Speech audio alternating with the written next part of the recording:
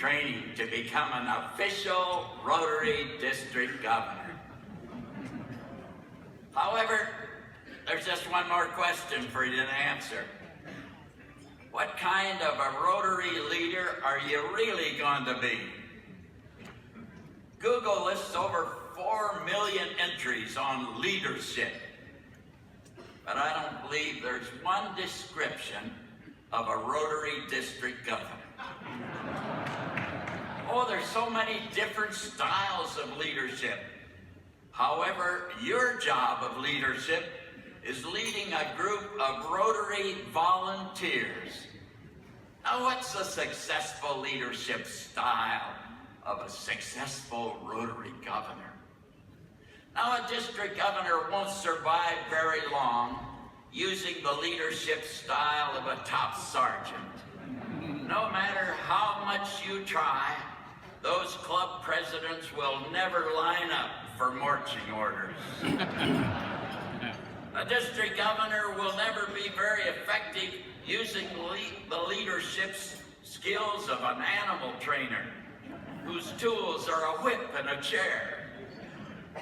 You can never keep club presidents under control. A district governor will never find much success using the techniques of a football coach, yelling instructions to players in a championship game.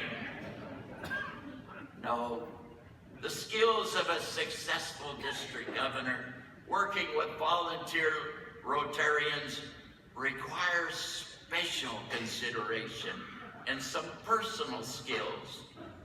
There is no chance for you to fire your volunteers and hire a whole new group of club presidents. Over the years, I've discovered that some of the most effective Rotary leaders are those who exhibit the leadership skills and temperament of a symphony orchestra conductor.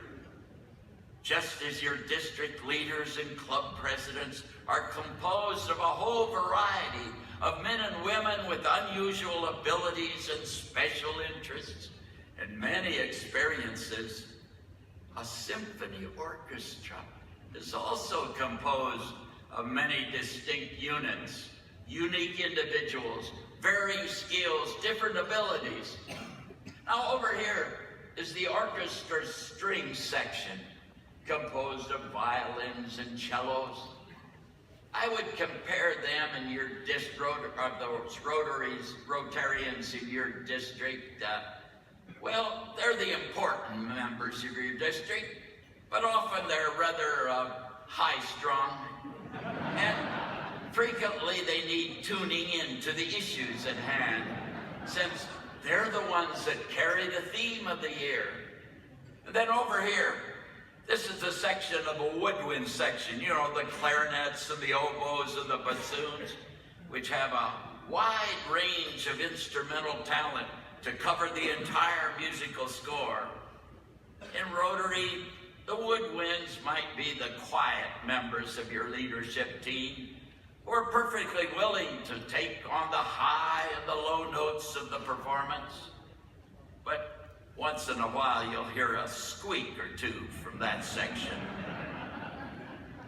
Now back here, this is the orchestra brass section back here. You know, the trumpets, the trombones, the tubas. In your district, they're the Rotarians you can always hear, loud and clear. When they toot their horn, you know they have an opinion, clearly expressed. And if it's the tuba guy, the sound may just be an occasional oomph. Well, in the back of the orchestra, back there we've got the percussion section with drums and cymbals and all the bells and whistles.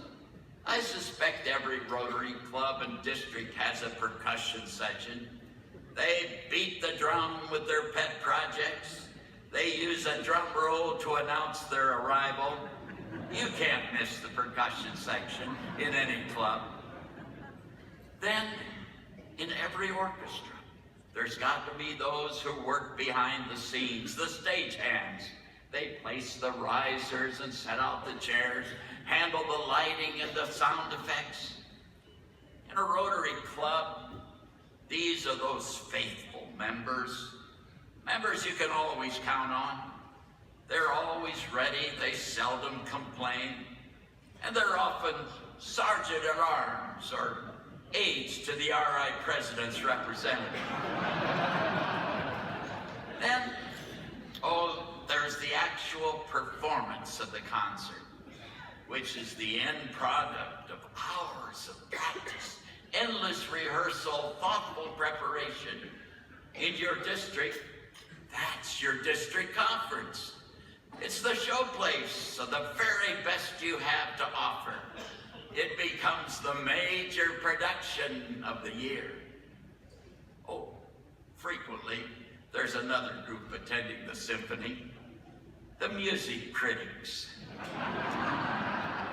They always have an opinion or observation on every performance. In Rotary, these critics are frequently identified as past district governor.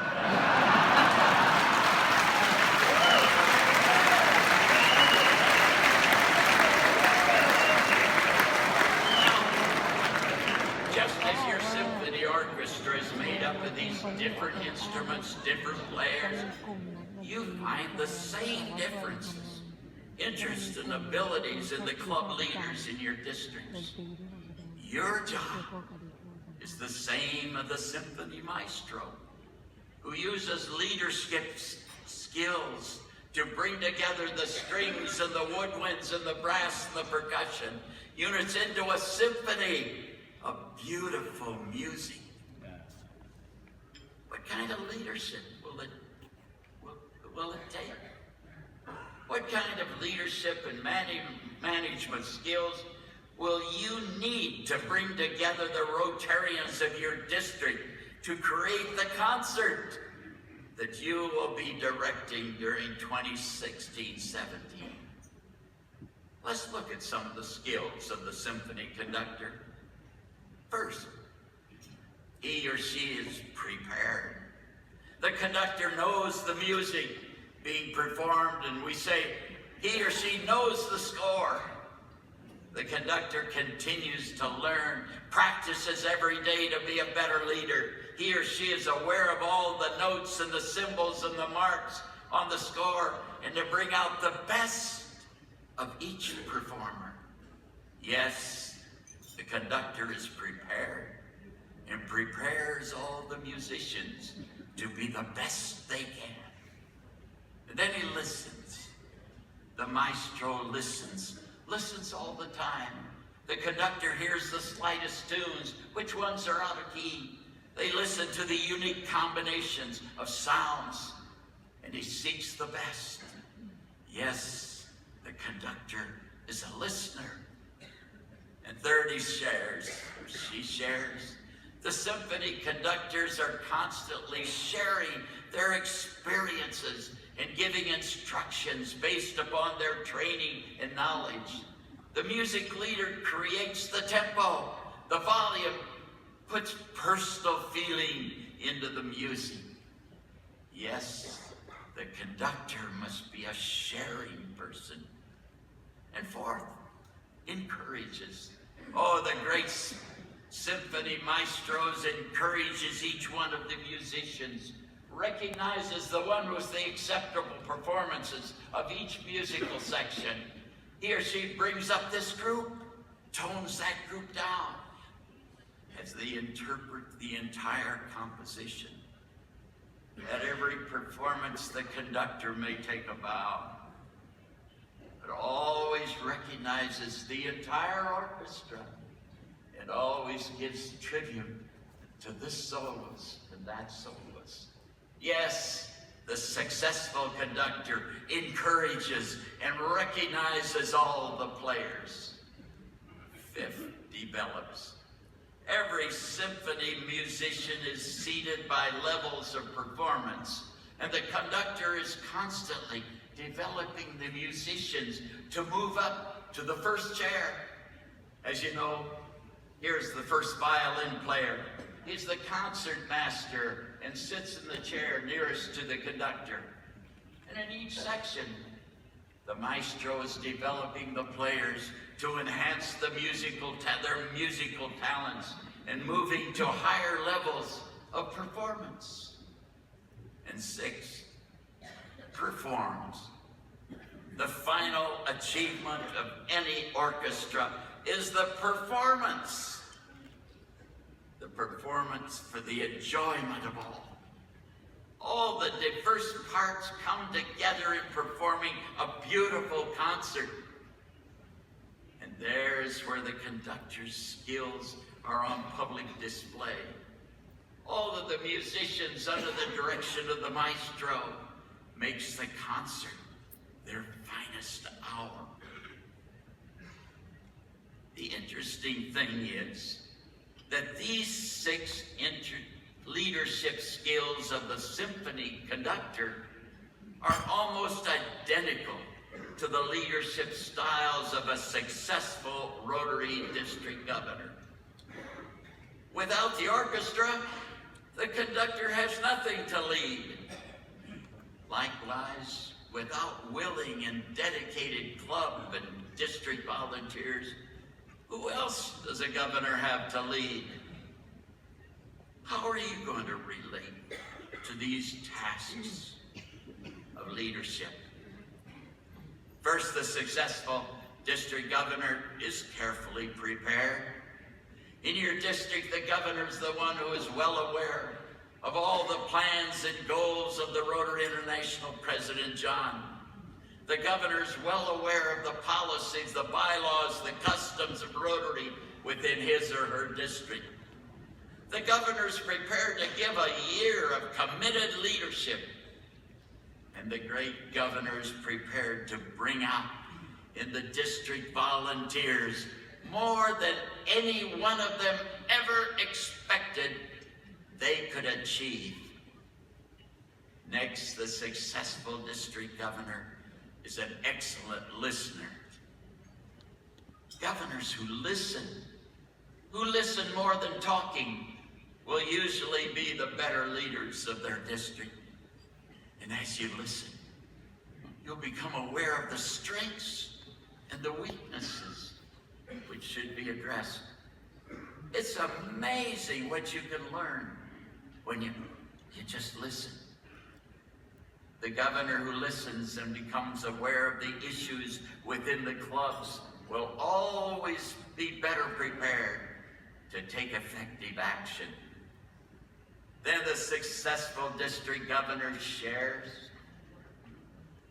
their experiences, shares their knowledge.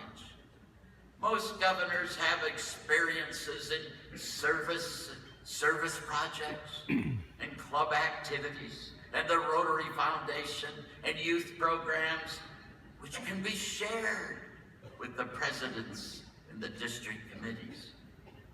Throughout this week, you've had many discussions, picked up so many ideas, which gives you excellent information to be shared with your district leaders.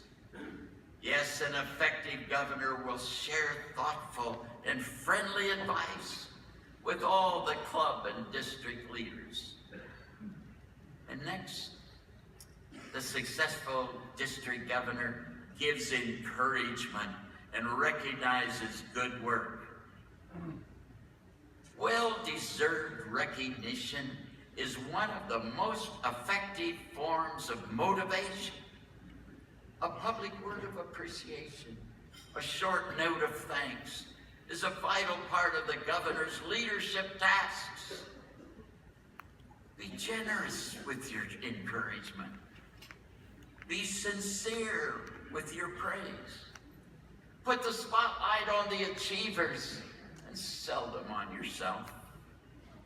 And I assure you that you'll have the strongest team your district has ever seen.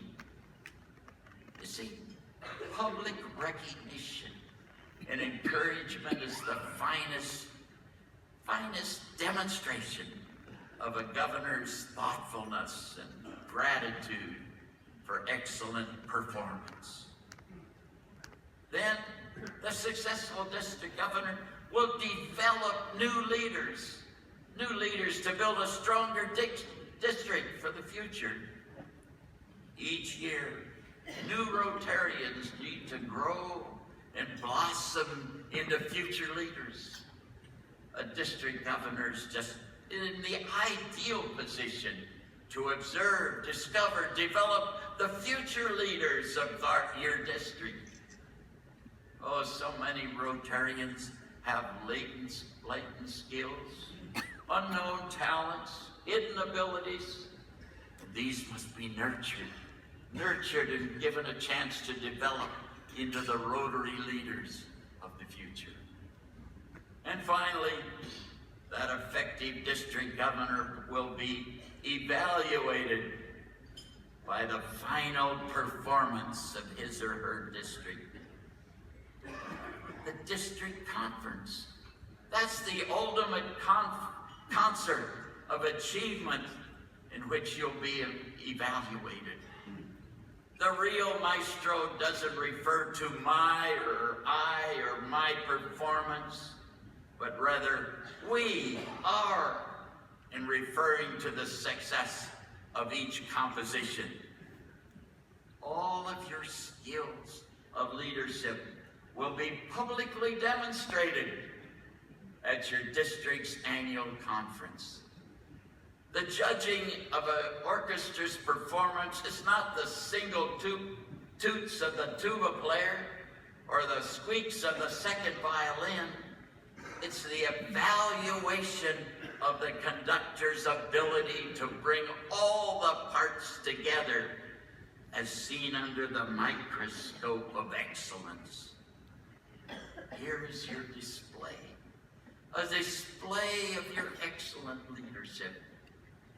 It's your district conference. That's your finest performance. Plans and objectives, 4 months late. There's the district membership report. Don't overlook the 10K run for Polio Plus.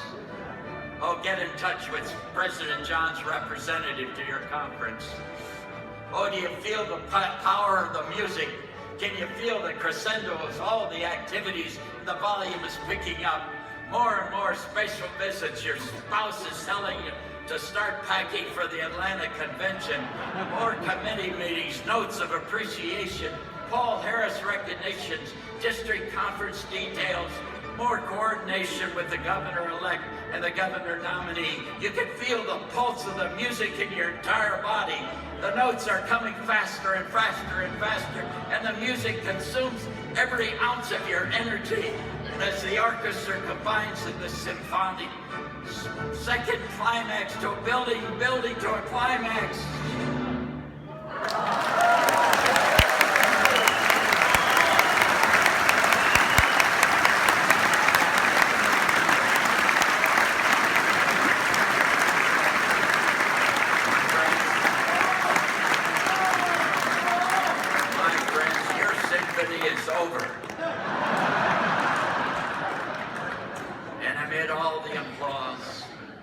Take a bow, but give the real recognition to the entire orchestra. You acknowledge the soloists, and even the orchestra is applauding you for your leadership skills. And then comes your finest moment, your greatest moment. You pass the baton to the governor-elect.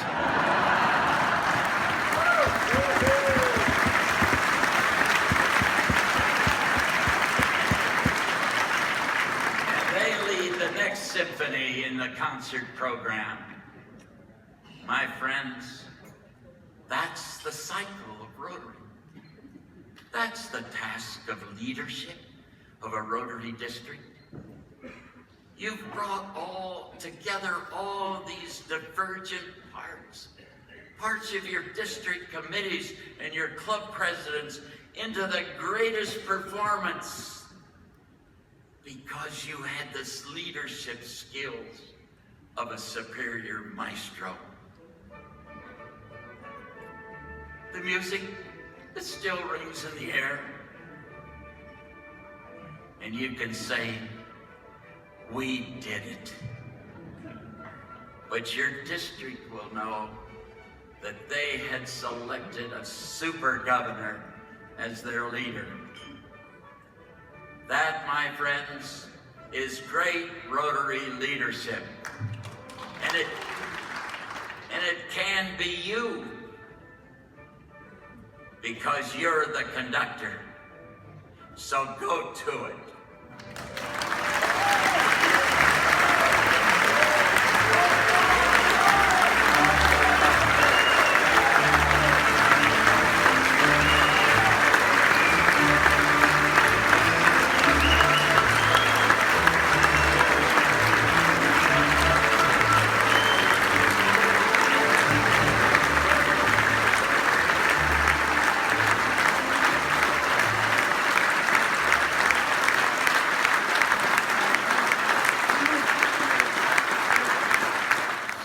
Plans and objectives, 4 months late.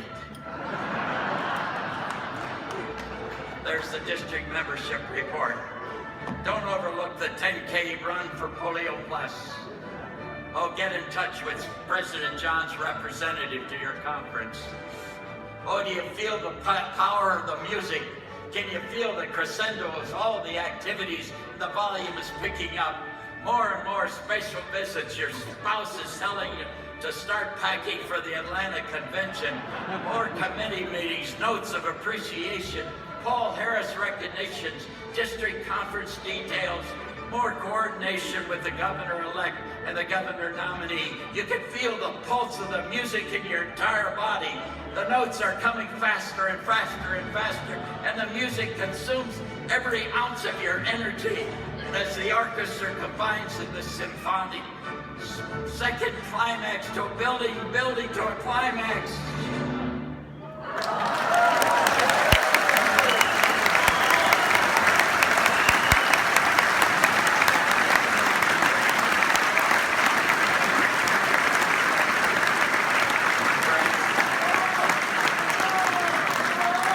My friends, your symphony is over.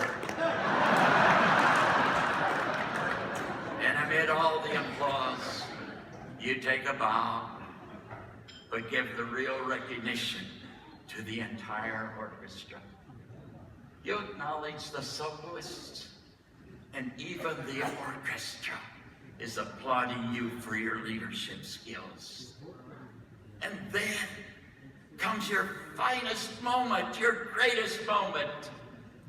You pass the baton to the governor-elect.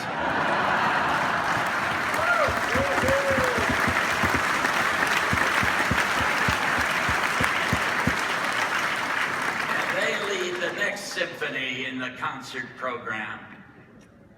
My friends, that's the cycle of Rotary. That's the task of leadership of a Rotary district. You've brought all together all these divergent parts of your district committees and your club presidents into the greatest performance because you had this leadership skills of a superior maestro. The music, it still rings in the air. And you can say, we did it. But your district will know that they had selected a super governor as their leader. That, my friends, is great Rotary leadership. And it can be you, because you're the conductor. So go to it.